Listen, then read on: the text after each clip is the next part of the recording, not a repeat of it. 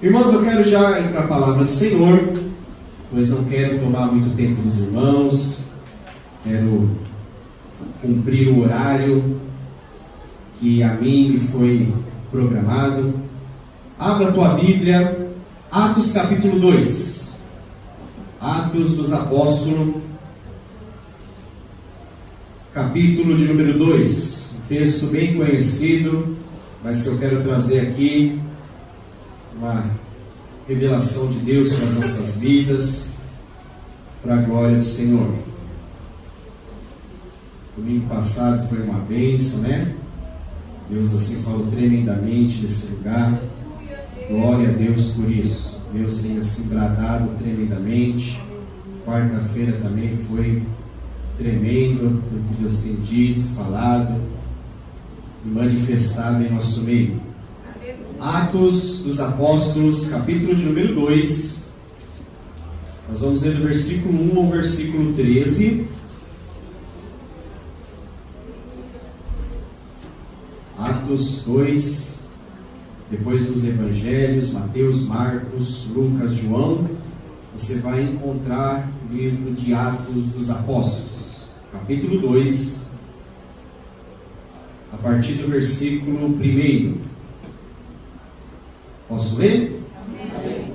Diz assim a palavra do Senhor: E cumprindo-se o dia de Pentecostes, estavam todos reunidos no mesmo lugar. E de repente veio do céu um som, como de um vento veemente e impetuoso, e encheu toda a casa em que estavam assentados. E foram vistas por eles línguas repartidas, como que de fogo, as quais pousaram sobre cada um deles. E todos foram cheios do Espírito Santo, e começaram a falar noutras línguas, conforme o Espírito Santo lhes concedia que falassem. E em Jerusalém estavam habitando judeus, varões religiosos de todas as nações que estão debaixo do céu. E correndo aquela voz, ajuntou-se uma multidão, e estava confusa, porque cada um os ouvia falar na sua própria língua. E todos pasmavam e se maravilhavam, dizendo uns aos outros: Pois que não são galileus todos esses homens que estão falando? Como, pois, os ouvimos, cada um, na nossa própria língua em que somos nascidos? Partos e medos, elemitas e os que habitam na Mesopotâmia, e Judéia e Capadócia e Ponto e Ásia, e Frígia, Panfilha, Egito e partes da Líbia, junto a Cirene, e forasteiros romanos, tanto judeus como prosélitos, cretenses e árabes, todos os temos ouvido em nossas próprias línguas falar das grandezas de Deus. E todos se maravilhavam e estavam suspensos, dizendo uns para os outros: Que quer isto dizer? E outros, zombando, diziam: Estão cheios de mosto. Amém? Feche os teus olhos em reverência ao Senhor e vamos orar ao nosso Deus. Senhor meu Pai, nós queremos nesta manhã de Santa Ceia poder experimentar, poder provar e ver que o Senhor é bom para conosco. Pai, que esta manhã seja uma manhã de cura, de libertação, de milagres, de salvação, pois eu creio que Jesus salva, creio que Jesus cura, liberta, batiza com o Espírito Santo. Pai, que seja um grande banquete esta manhã, revestido de sabedoria, temperado com conhecimento e debaixo da revelação e inspiração que vem de Ti. Espírito Santo de Deus, fala conosco nesta manhã. Deus, sem Ti nada podemos fazer. E eu dependo totalmente de Ti nesta hora, Pai. Com humildade, com simplicidade, mas também com ousadia e intrepidez. Por isso, ó Pai, que cada vida que aqui me ouve possa estar debaixo da unção, do poder e da autoridade do Espírito Santo. Nós oramos agradecendo a Ti, desde já, por tudo que vier a acontecer neste lugar, em nome de Jesus. Glória a Deus. Atos capítulo 2 é um texto que, segundo a teologia, segundo os estudiosos, é um verdadeiro divisor de águas, pois marca uma experiência sobrenatural, o cumprimento de uma promessa que vai estabelecer um novo tempo sobre a igreja. A igreja já existia nesses dias, mas a partir de Atos capítulo 2, a igreja tomará um novo formato. A igreja será revestida de algo novo da parte de Deus. O texto de Atos capítulo 2 fala de um período de festividade em Jerusalém. No antigo calendário judaico, haviam 3 grandes festas anuais que deveriam ser observadas por todos os judeus de todas as partes. Todos os anos, anualmente, 3 grandes festas os judeus precisavam celebrar.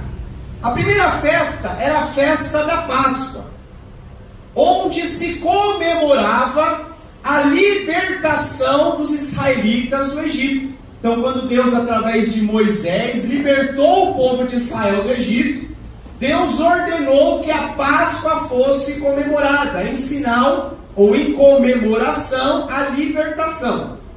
A segunda festa, ou segunda grande festa que os judeus precisavam observar, era justamente a festa de Pentecostes, que também era conhecida por festa das semanas ou festa das colheitas. E essa festa, ela era em ação de graças a Deus pela colheita realizada. Então os judeus comemoravam essa festa agradecendo a Deus porque a agricultura foi bem sucedida naquele ano.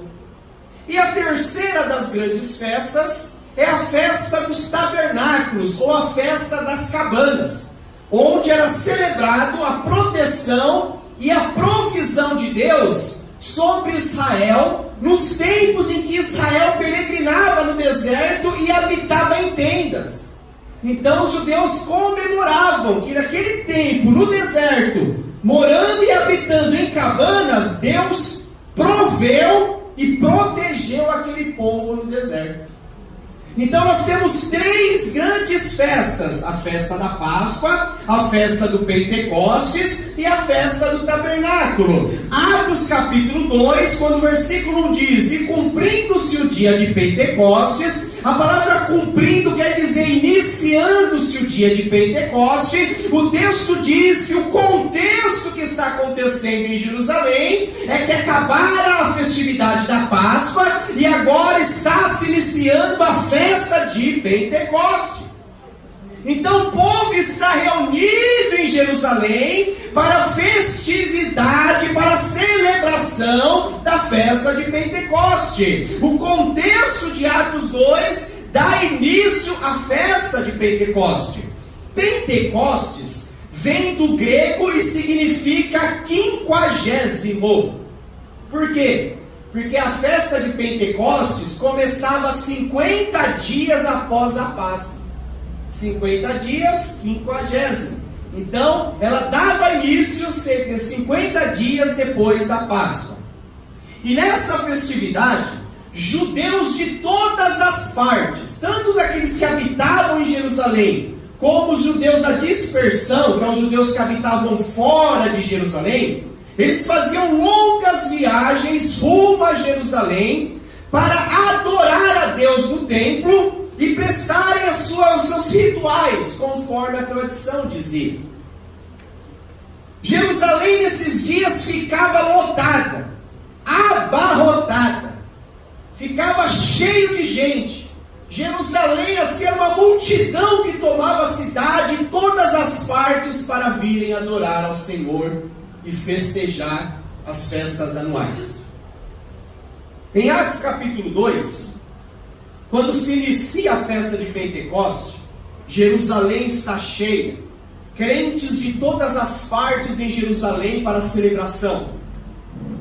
Eu começo a observar uma coisa, E é aqui que eu quero direcionar a minha mensagem. Jerusalém está cheia de crente. Jerusalém está abarrotada de crente, de todas as partes. Mas eu consigo observar dois grupos distintos de crentes. Os crentes que estão dentro do cenáculo e os crentes que estão fora do cenáculo. Jerusalém, nesse dia de festa, tem dois grupos de crentes.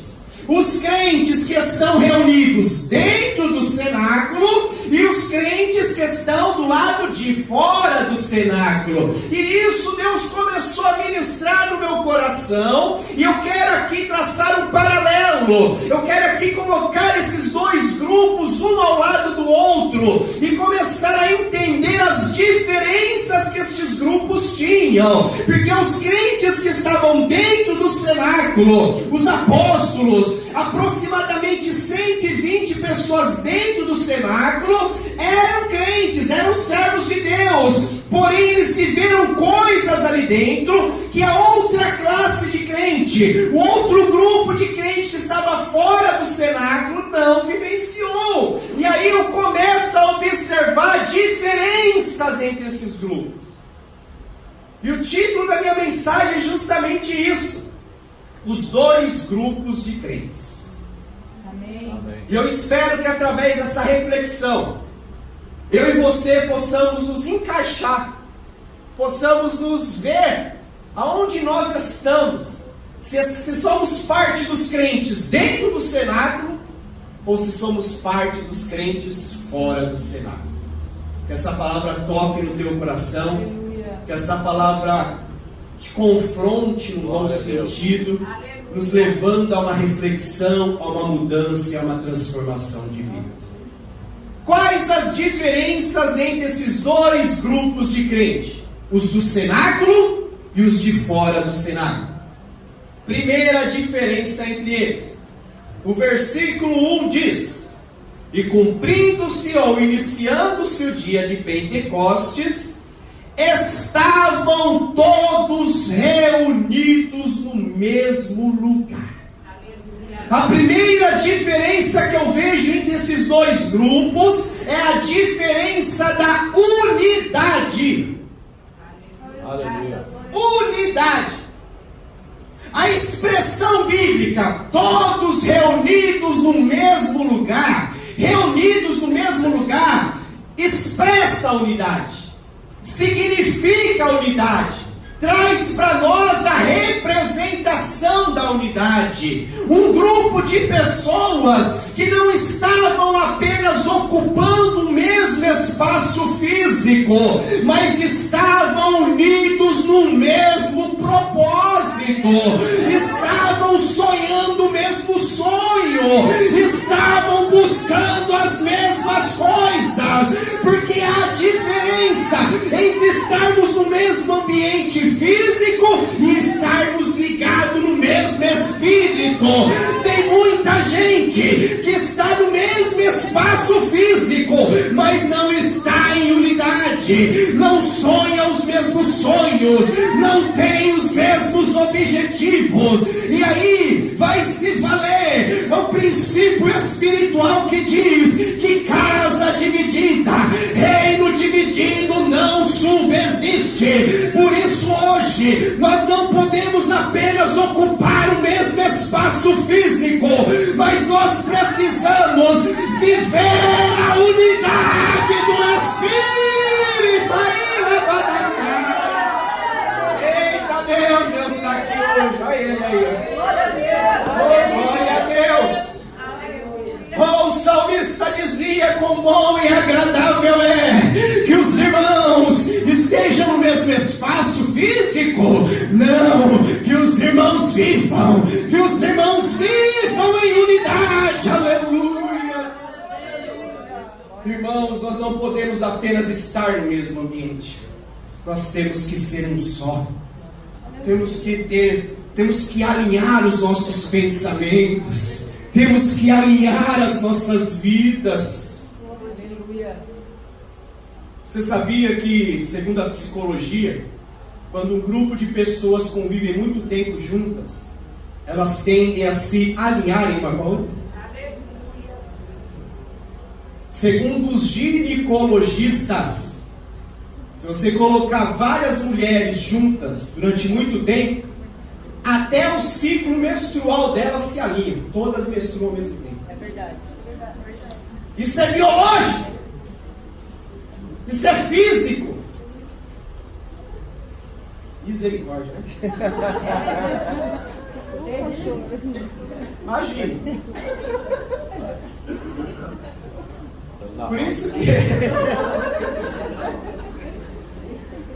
Por isso que esses reality shows fazem tanto sucesso, né? Colocam um grupo de pessoas dentro de uma casa e ali o confronto, né? Mas acabam se alinhando de uma certa maneira. Então, irmãos, o que eu entendo? Quando a Bíblia fala que eles estavam todos reunidos no mesmo lugar, eles não estavam apenas ocupando o mesmo espaço, mas eles estavam remando na mesma direção, eles estavam seguindo no mesmo rumo, eles estavam em concordância, cada um deixou de lado o que pensa, e vamos buscar aquilo que o Senhor quer de nós. Então, irmãos, precisamos voltar a ser unidos. Os crentes dentro do cenáculo eram unidos, estavam juntos, falavam a mesma língua, vestiam a mesma camisa. Esses são os crentes do cenáculo. No entanto, os que estão de fora do cenáculo, apesar de estar na mesma cidade, eles não estão reunidos, estão dispersos. Estão ali, mas estão ali, um passa pelo outro, né? Aquela correria no meio da rua, mas não estão em unidade. Os crentes dentro do cenáculo tinham prazer de estarem juntos. Criavam vínculos, estabeleciam relacionamentos. A Bíblia fala que todos os dias perseveravam unânimes. Sabe o que é unânimes? Todos, não ficava ninguém de fora, não tinha aquele que é do contra, todo mundo na mesma direção, unanimemente. Então perceba, irmão, que os irmãos do cenáculo estavam em unidade, mas os que estavam de fora estavam dispersos. Não estavam vivendo aquilo que acontecia dentro do cenáculo. Os de fora viviam apenas um contato superficial uns com os outros, mas os de dentro tinham vínculo, tinham aliança, tinham relacionamento. Aleluia. Assim também acontece dentro da igreja. Todos nós estamos dentro de um mesmo espaço físico, mas nem todo mundo está em unidade. Nem todo mundo está em concordância, nem todo mundo sonha as mesmas coisas. E aí, qual é o propósito dessa mensagem? Deus quer alinhar, Deus quer pôr no prumo. Irmãos, sabe o que eu tenho aprendido e tenho ouvido isso do altar aqui constantemente? O que vale não é o que eu e você pensa. O que vale não é o que nós achamos, o que vale não são as nossas opiniões, o que vale é a obediência na direção que Deus está traçando. Se Deus está falando, vai por aqui, meu irmão, ainda que você não concorde, mas é o que Deus está direcionando, e o que cabe aqui, o que agrada a Deus não são opiniões, é a obediência. Aleluia. E a Bíblia diz que obedecer é melhor que sacrificar. Glória a Deus. Então entender, irmãos, que nós precisamos voltar a criar um ambiente de comunhão, de unidade, de vínculo, para que as coisas comecem a acontecer em nosso meio. Aleluia. Hoje Deus nos convida a não apenas estar na igreja, mas de ser igreja. Aleluia. Você não pode apenas estar na igreja de Jardim, você tem que ser a igreja de Jardim. Aleluia. Você tem que ser a cristã da família. Glória a Deus. Chegou o tempo de nós deixarmos de ser um monte de batata dentro de um saco. Chegou o tempo de Deus descascar. Chegou o tempo de Deus cozinhar. Chegou o tempo de Deus espremer. Porque na hora que Deus espreme, meu irmão, você já espremeu batata na tua casa, que eu sei. Você já fez aquela maionese, me chama que eu vou lá. Enquanto as batatas estão inteiras no saco, você consegue identificar. Essa batata é o Joãozinho, essa batata aqui é não sei quem. Essa batata aqui é o diácono, aqui é o levita. Mas depois de cozido, meu irmão, e amassado, eu quero ver se você conhecer quem é quem. Sabe o que Deus quer? Deus não quer um monte de batata dentro do saco. Deus quer um purê. Deus quer que sejamos um só. Para que quando as pessoas olharem aqui para dentro, não vê A nem B, vê a igreja de Jesus, vê o Senhor, vê o corpo de Cristo, andarmos juntos em unidade. Aleluia. A primeira característica, ou a primeira diferença que esses dois grupos de crentes tinham era isso. Os do cenáculo estavam unidos, reunidos no mesmo lugar. E os de fora estavam dispersos. Como você está hoje dentro da igreja? Você está em unidade ou está disperso? Você é purê? Ou você é apenas uma batata que ainda está inteira? Que o anjo está descendo do céu com uma espada para descascar. E o outro está descendo com uma marreta para amassar. Ô, glória! Mas no fim dá tudo certo. Só vai sobrar purê. Mas é o purê que Deus quer. É o purê que Deus quer. Unidade. Quão bom e agradável é que os irmãos vivam em unidade. É como o óleo que desce sobre a cabeça de Arão, desce, escorre pela barba, vai pelas vestes, como o orvalho que desce do Monte Hebron. Assim é a unidade, onde a unidade o Senhor determina, ordena, estabelece a vida e a bênção da nação. Segunda diferença que nós podemos perceber desses dois grupos. Os que estavam dentro do cenáculo, eles estavam firmes na promessa. Qual era a promessa? Ficar em Jerusalém, até que do alto sejais revestidos de poder. A promessa do Espírito Santo. E essas 120 pessoas aproximadamente estavam no cenáculo, aguardando o cumprimento da promessa. Eles estavam firmes naquilo que Deus havia lhes prometido. Aguardavam e buscavam em Deus o cumprimento daquela promessa. Os de fora, no entanto, não estavam na promessa. Os de fora estavam em Jerusalém apenas por uma festividade. Aqueles que vieram de fora, os crentes que vieram de todas as partes, estavam em Jerusalém só para fazer as comemorações anuais do dia de Pentecostes. Eles não estavam aguardando promessa nenhuma. Eles não estavam debaixo de alguma promessa. Mas os de dentro do cenáculo, eles não estavam festejando uma comemoração. Eles estavam aguardando a promessa. Então os de dentro estavam na promessa. Os de fora estavam só festejando. Os de dentro estavam aguardando, estavam debaixo de uma palavra de Deus. Os de fora estavam apenas ali celebrando uma festividade. E a questão é essa: estamos debaixo da promessa? Ou estamos apenas só festejando? Estar debaixo da promessa, meu irmão, é muito importante. Aleluia.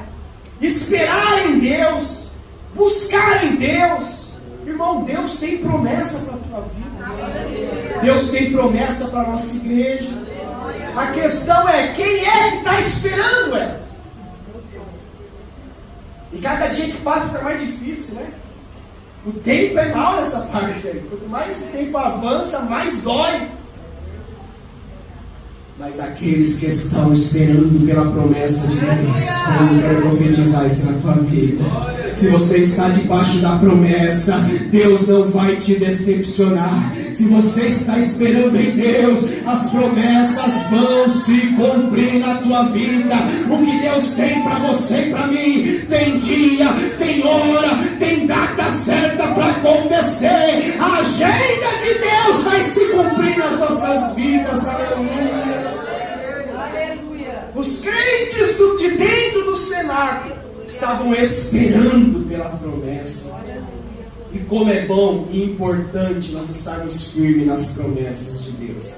Hebreus capítulo 10, versículo 23, diz que fiel é aquele que prometeu. Oh, glória a Deus. Números capítulo 23, verso 19, diz que aquele que fez a promessa não é homem para mentir, nem filho do homem para se arrepender. Diria ele, não aconteceria o meu e o teu Deus, aquele que fez a promessa. Porque quem fez a promessa para você não fui eu, quem fez a promessa para você não foram homens, quem fez a promessa para você foi o Senhor, o Altíssimo, o verdadeiro, aquele que não mente, que não erra, aquele que não há dúvida. Ele que fez a promessa, ele que falou, ele que disse, ele que ordenou. Não foi dito assim, diz o Leandro, mas foi dito assim, diz o Senhor, a tua vida. Glória a Deus. Esteja debaixo da promessa, meu irmão. Não importa o tempo que passou, fique firme na promessa de Deus. Vai acontecer, creia nisso. Oh, meu irmão, seja como aqueles que estão firmes na promessa. E sabe o que é ficar firme na promessa? É muitas das vezes remar contra essa desesperança.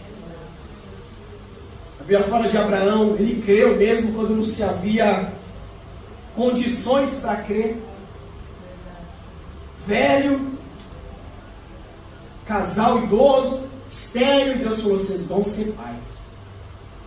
Como pode isso? Se fosse nos dias de hoje, Abraão e Sara indo no laboratório fazer exames, Sara fazendo um beta, ou comprando na farmácia, deu azul ou vermelho, deu vermelho. Impossível. Os médicos dizendo, não tem como nem fazer a inseminação artificial. Não dá, você é tão velho, não tem mais útero, não tem mais tronco. Até o ciclo menstrual já passou. Mas Deus disse, vocês vão ser pais. Abraão creu. Abraão acreditou. Quando todos diziam que não tinha jeito, ele creu. Quando todos diziam que era impossível, ele acreditou. Quando a situação ao redor dizia não tem como, Abraão acreditou. Por quê? Porque Abraão não creu na situação, Abraão não creu na circunstância, Abraão creu no que Deus falou. O que é que Deus falou para você, meu irmão? Talvez o teu pai e tua mãe diz não tem jeito, talvez o médico disse isso é impossível, talvez o natural diz que não é possível acontecer, mas quem foi que prometeu? Quem prometeu não está no natural, quem prometeu está acima da ciência, quem prometeu está acima da medicina, quem prometeu está acima de todo conhecimento, quem prometeu é o Senhor na tua vida. Vai acontecer.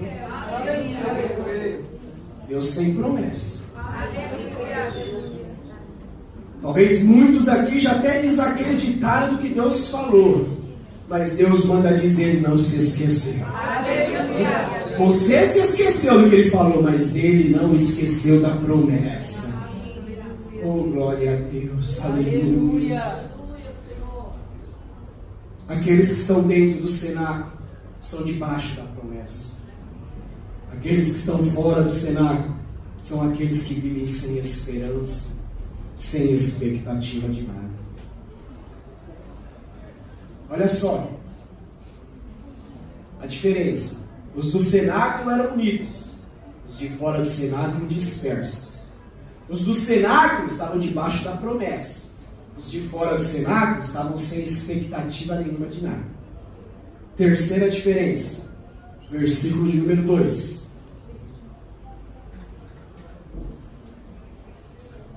E de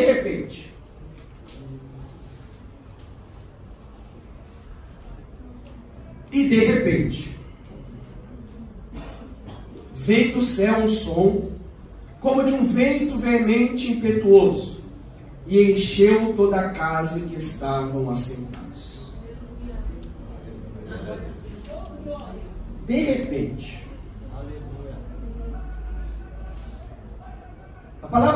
repente significa subitamente, repentinamente, Aleluia.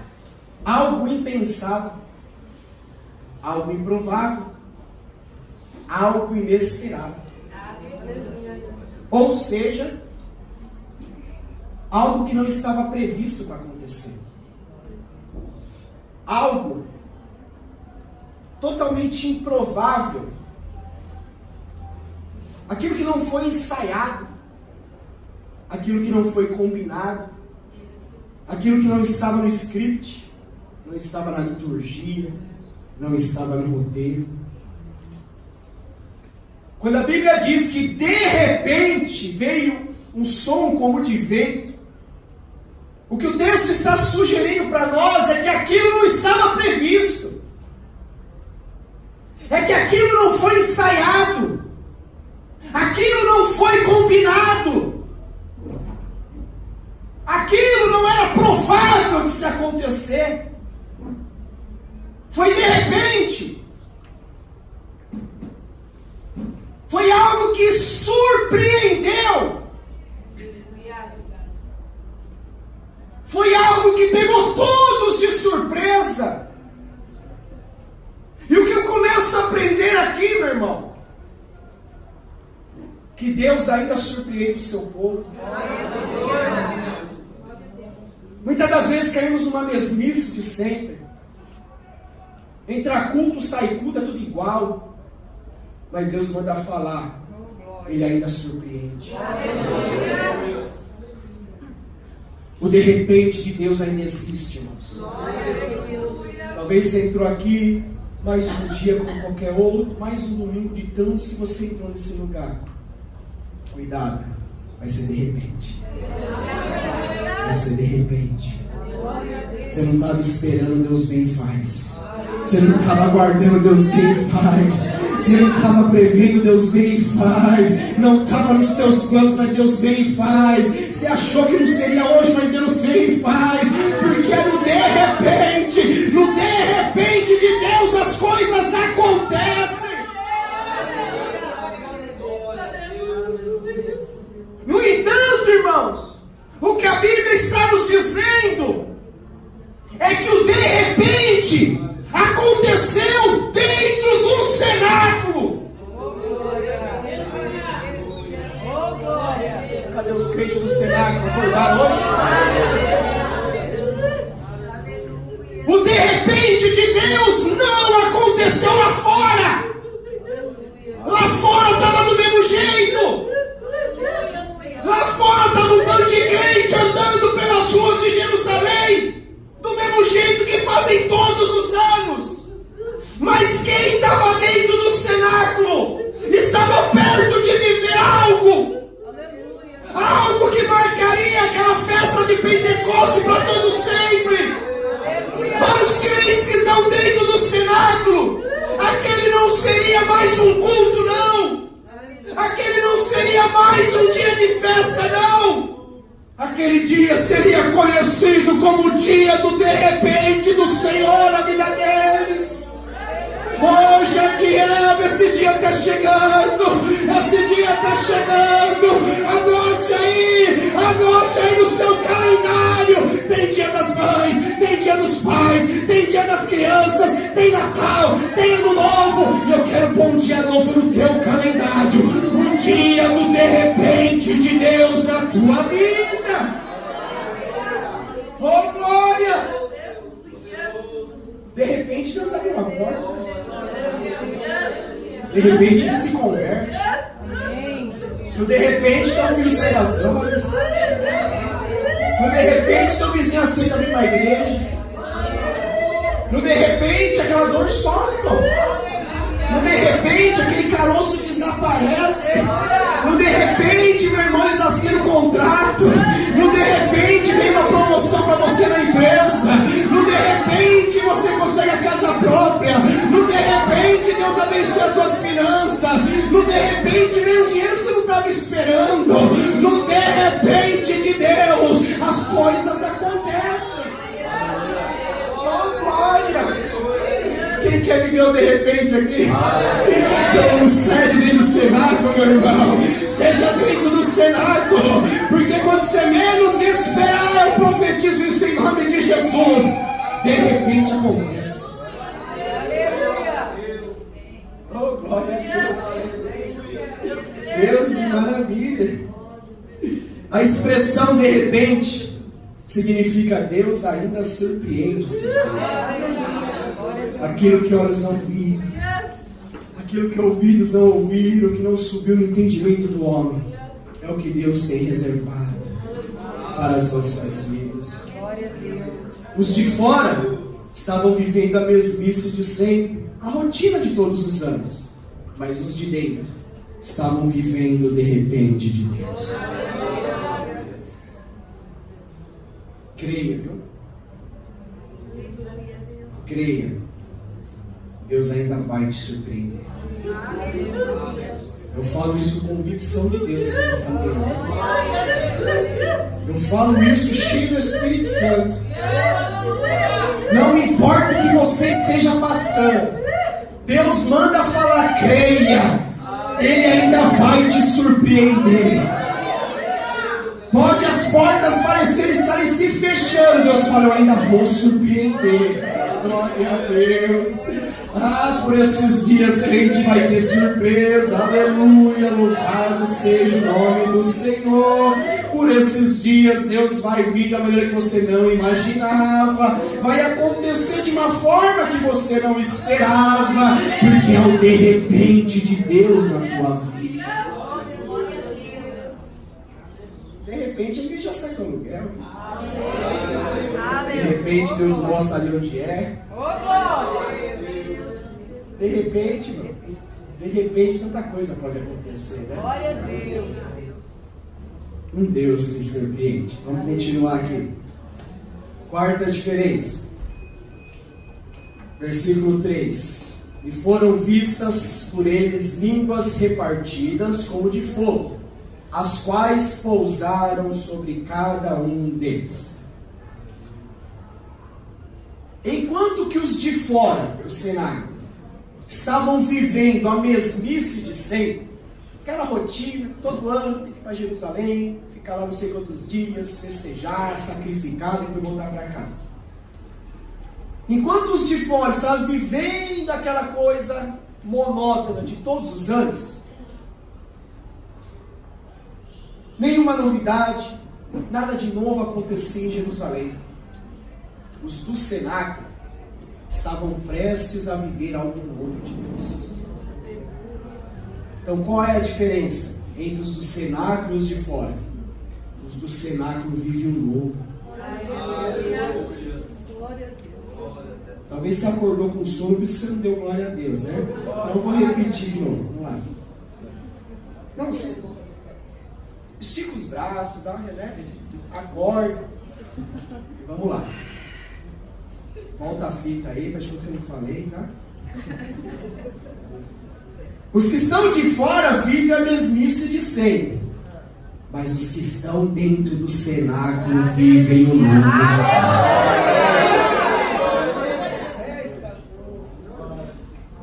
A Bíblia diz que foram vistas línguas repartidas como de fogo. Isso é inédito. Isso é novo. De tudo aquilo que a igreja viveu desde o Antigo Testamento até aqui. Nunca se havia visto manifestações de línguas dentro desse contexto, a não ser lá na Torre de Babel, mas ali não foi uma manifestação do Espírito Santo. Foi uma Deus dispersando o povo. Mas dessa maneira, em forma de sinal, em forma de dom, em forma de algo que revestiu o cristão, nunca se havia visto até então. Ver línguas repartidas como de fogo é algo novo. Nunca se tinha visto isso. Nunca se tinha imaginado uma coisa tal como essa. A questão das línguas aqui não é se isso é uma evidência ou não do batismo com o Espírito Santo, eu não quero entrar nesse mérito nem nessa discussão. As línguas aqui, não quero entrar na questão se é evidência ou não de alguém cheio do Espírito Santo. Mas as línguas aqui representam o novo de Deus. Algo inédito aconteceu na igreja naquele dia. Algo que nunca havia se visto, nem registrado, aconteceu naquele dia dentro daquele cenáculo.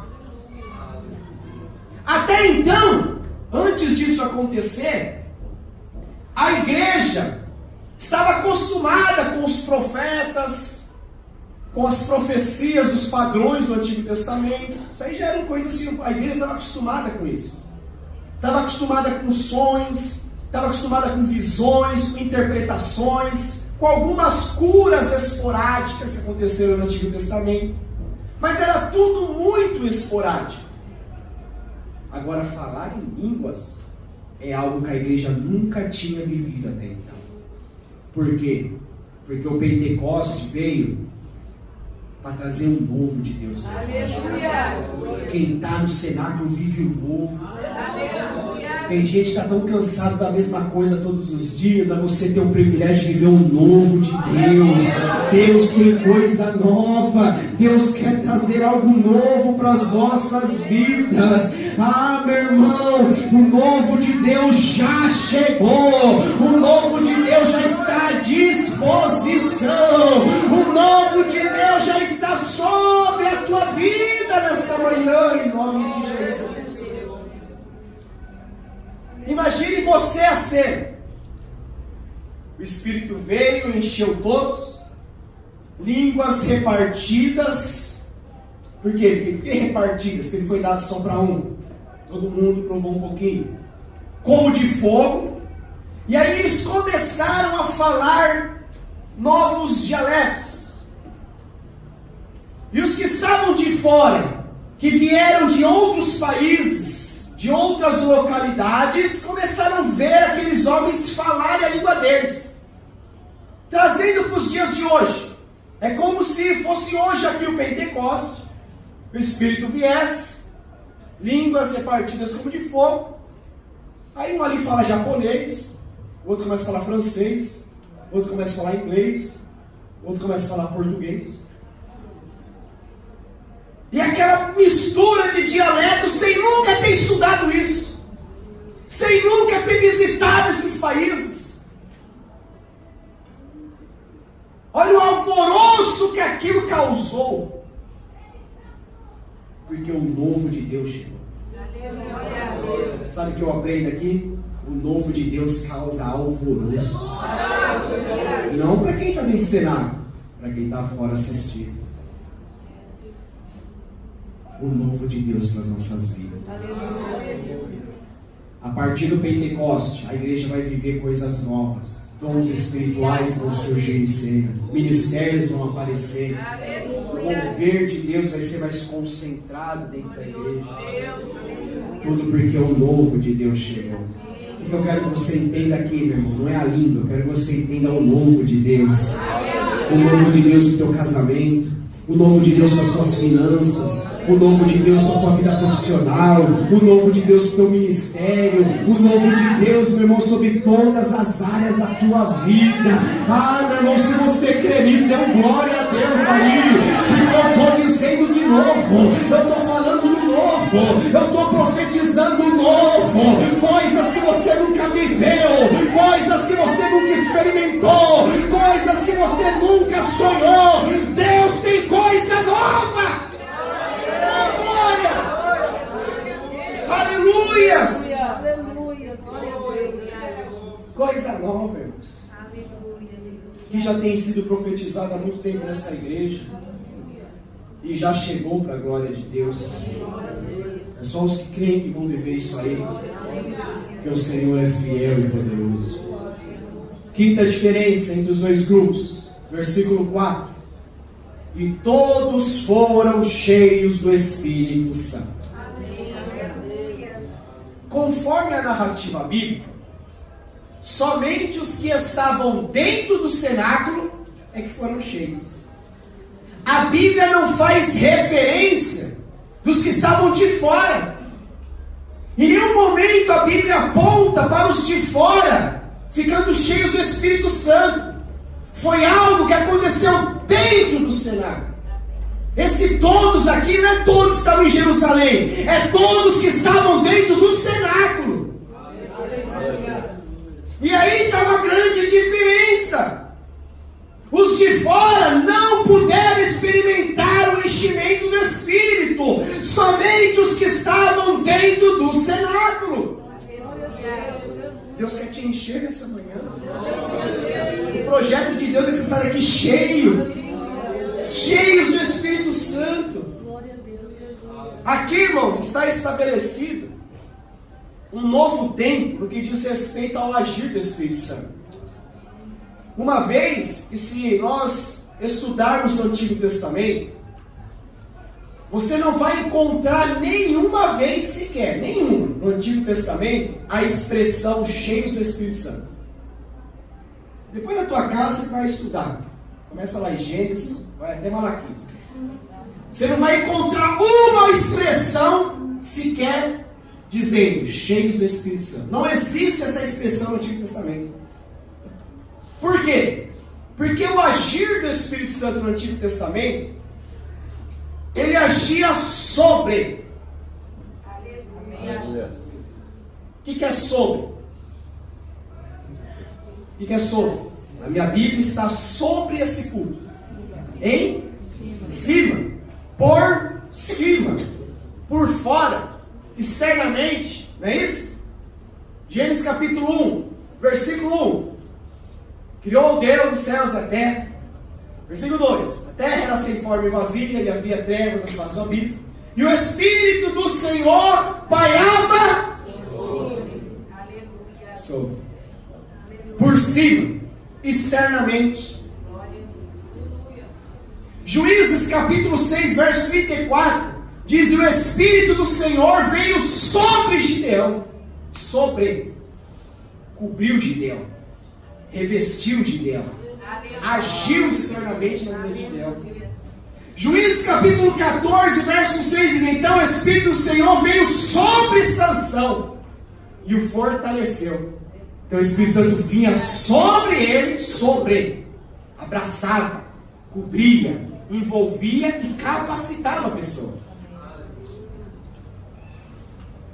Isaías 61, verso 1. O Espírito do Senhor está sobre mim e me ungiu. Sobre. Então toda a manifestação do Espírito Santo no Antigo Testamento era sobre. Era uma ação externa, era um revestimento. O Espírito vinha como que abraçava a pessoa, ela era capacitada a fazer algo, depois ele saía. Dava uma ideia de uma manifestação externa e momentânea, porque Sansão não era forte todos os dias, era só quando o Espírito vinha sobre ele.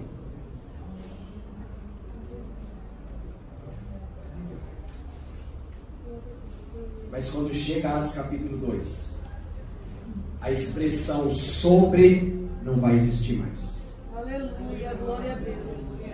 A partir de Atos capítulo 2, a expressão agora é cheios. Estou vendo crente sendo cheio aqui nessa manhã. Estou vendo crente sendo cheio aqui. O que era sobre agora é cheio. O que estava externamente agora é internamente. O Espírito que agia por fora agora ele entra. E a partir de Atos capítulo 2, a expressão bíblica vai ser: todos foram cheios do Espírito Santo. Atos capítulo 4, verso 31. E tendo orado, tremeu o lugar que estavam, e todos foram cheios do Espírito Santo. Atos capítulo 7, versículo 55. Mas Estevão, cheio do Espírito Santo, olhou para o alto e viu a glória de Deus. Efésios capítulo 5, verso 18. Não vos embriagueis com vinho, onde há dissolução, mas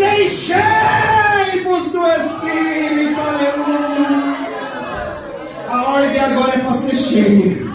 A ordem agora é para ser cheio. O Espírito não está sobre você, ele está dentro de você. Ele te enche, ele te fortalece, ele te preenche. No Antigo Testamento ele cobria, ele revestia. No Novo Testamento somos casa, somos morada, somos santuário. Ele saiu de fora e passou para dentro da igreja.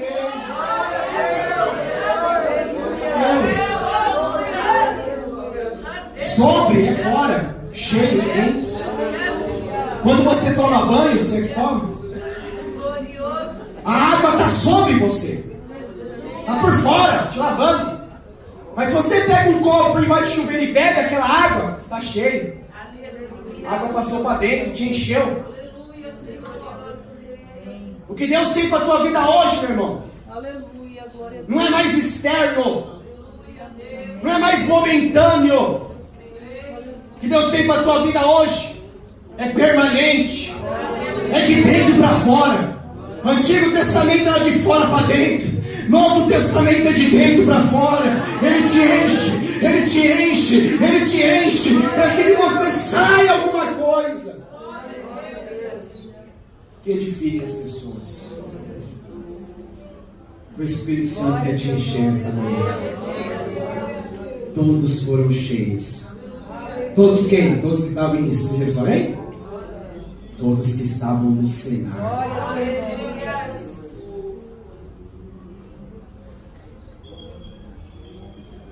Começa a percebermos que o mover de Deus é para todos. Não é só para o pastor, não é só para o ministro. O Espírito Santo é para todos. Nós precisamos entrar nisso, viver essas coisas. Outra diferença, a última diferença entre os crentes do cenáculo e os de fora do cenáculo, sabe qual é? Os de dentro do cenáculo provaram,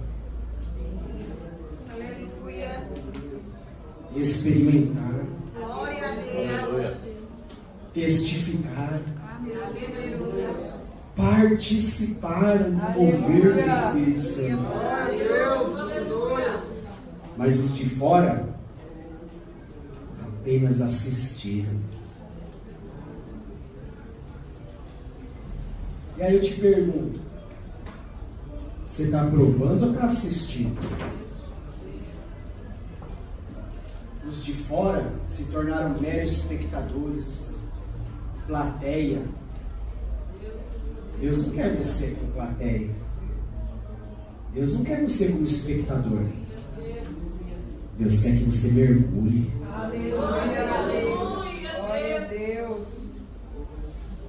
Foi pregado domingo, foi pregado na quarta. A ordem é para todos ir para o fundo, né? Não foi só eu que entendi dessa maneira. A ordem é para todos. Olha para o teu irmão com todo carinho do mundo e diz para ele: por que você ainda não foi para o fundo?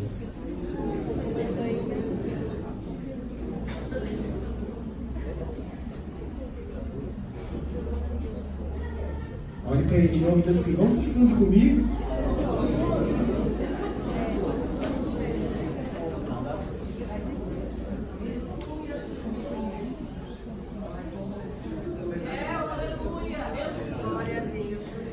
Nesse tão grande mover de Deus na igreja, você tem que provar. Aleluia. Você tem que experimentar. Você tem que participar do que está acontecendo. Não seja mero espectador, não. Prove, experimente. Salmo 34, verso 8: provai e vede que o Senhor é bom. A ordem é para provar e ver, irmãos. E só dá para provar e ver daquilo que é real, daquilo que é verdadeiro. Oh, glória! Entra no mover, igreja. Entra no fogo, você não vai se queimar não, te garanto. Porque até isso mudou. No Antigo Testamento, se você entrasse no fogo e não tivesse em santidade, meu irmão,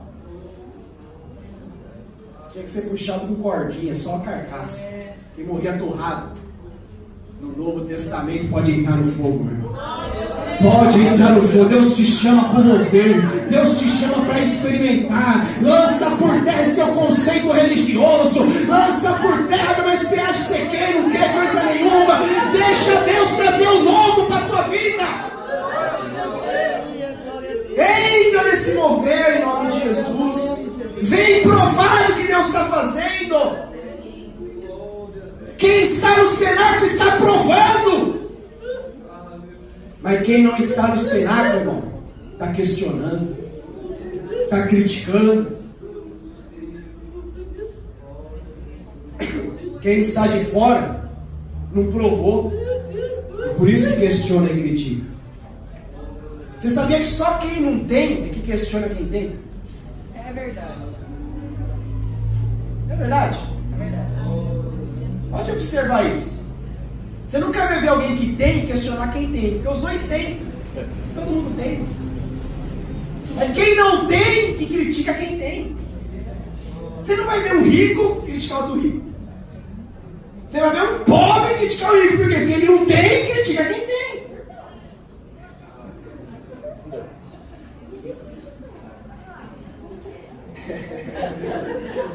Pregação interativa. É espírito de conhecimento agora sobre a igreja. Porque quem tem, meu irmão, provou, sabe como é que é, não critica, quem tem também. Glória a Deus, aleluia. Os de fora criticavam, lá tá todo mundo bêbado lá dentro, lá tá tudo bem louco. O que está acontecendo lá dentro? Onde já se viu isso? Que bagunça é aquela? E sabe o que eu acho estranho, irmãos? Cá para nós. Estavam todos falando línguas. Só que as línguas que eles estavam falando, não é as línguas que a gente fala aqui no Mover do Espírito, eram línguas de homens, eram línguas de outras nacionalidades, né? De outras nações. E aí quando eles viram aqueles homens falando em língua, o que eles acharam? Estão bêbados. Né? Não é isso que fala no último versículo? Sim. Mas você já viu bêbado falando outra língua? Uma pessoa embriagada, ela tem como característica falar japonês? Eu nunca vi isso, irmão. O cara é analfabeto, sabe nem escrever, toma uns goró e começa a falar inglês. Eu nunca vi isso aí. Ao contrário, falar em outras línguas é sinal de cultura, é sinal de estudo, é sinal de entendimento. Né? Isso me leva a quê? O que estava acontecendo dentro do cenáculo não era só as línguas. Tinha crente rodopiando, tinha crente sapateando, tinha crente caindo, tinha crente pendurado no ventilador, tinha crente dando cambalhota no altar, tinha crente rodopiando que nem piano, tinha crente falando em mim, outro profetizava, outro estava no reteté, outro quebrava de lado, outro pulava numa perna só, outro saía voando por cima da igreja, o negócio estava pegando fogo, a unção de Deus caiu, o mover do Espírito veio na igreja, era um reteté tremendo, aleluia! Aí passa alguém de fora, vai estar todo mundo bêbado. Sabe o que é isso? Isso é coisa de quem não provou. Aleluia. Isso é coisa de quem não experimentou. Porque quem prova o mover de Deus, meu irmão, nunca mais abre mão disso. Ao invés de você criticar o irmão que rodopia, ao invés de você criticar o irmão que sapateia, meu irmão, vem pro mover também. Vem provar pra você saber como é que é. Aleluia.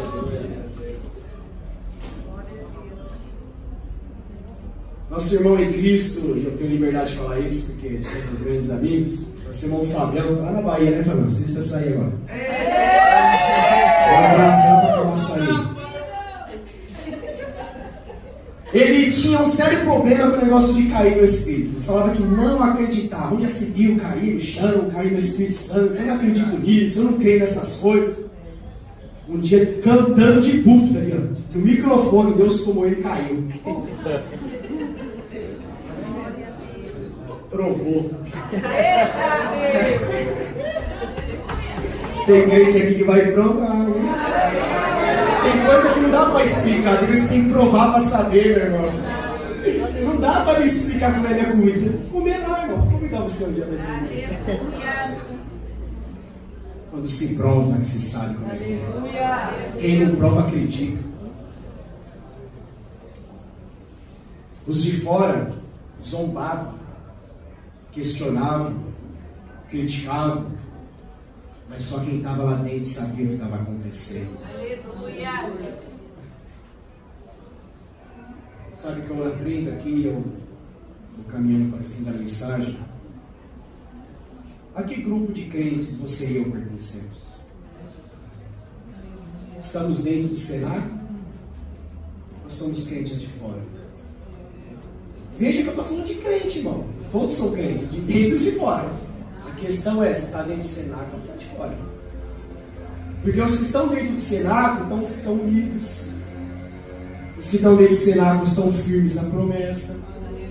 Estão vivendo de repente de Deus. Estão vivendo o novo do Senhor. Estão sendo cheios do Espírito Santo. Estão provando e vendo o poder de Deus. Porque estão dentro.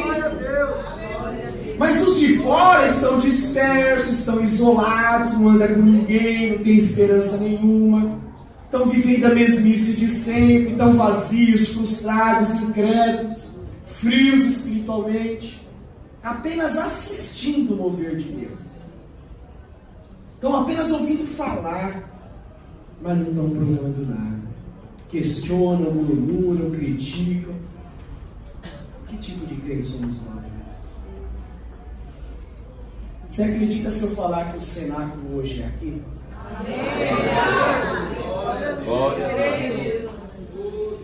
Aí você fala assim, me prova na Bíblia, pastor, que o cenário hoje é aqui. Prova. Sabe o que significa cenáculo? Cenáculo era uma espécie de sala de jantar nos tempos bíblicos.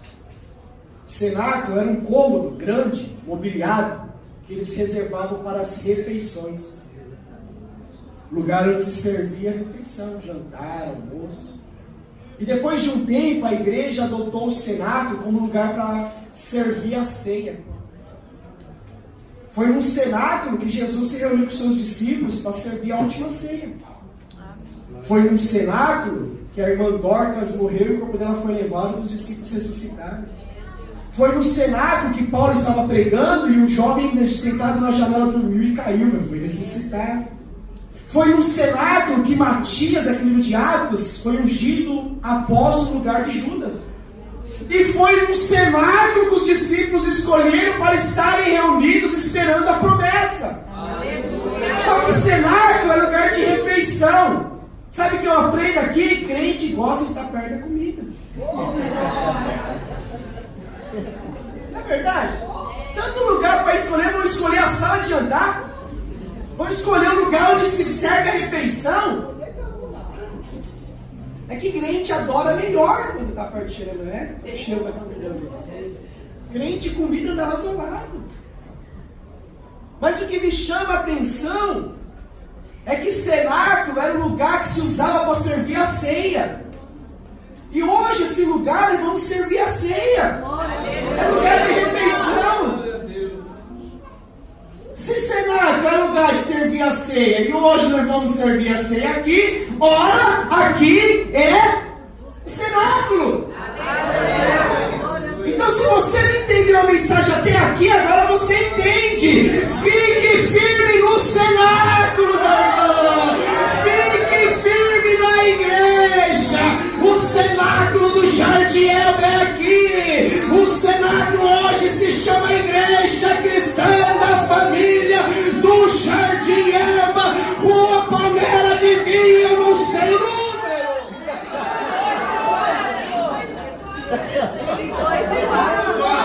Eu não gravo esse trem de jeito nenhum, Jesus.